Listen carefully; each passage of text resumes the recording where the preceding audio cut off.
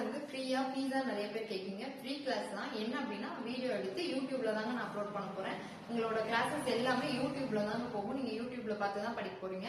இப்போ நான் வந்து யூடியூப் பார்த்து ஸ்டார்ட் பண்ணும்போது என்ன ஆச்சு அப்படின்னா எனக்கு சில டவுட்ஸ் எல்லாம் எனக்கு கிளாரிஃபை பண்றதுக்கு ஆள் கிடையாது.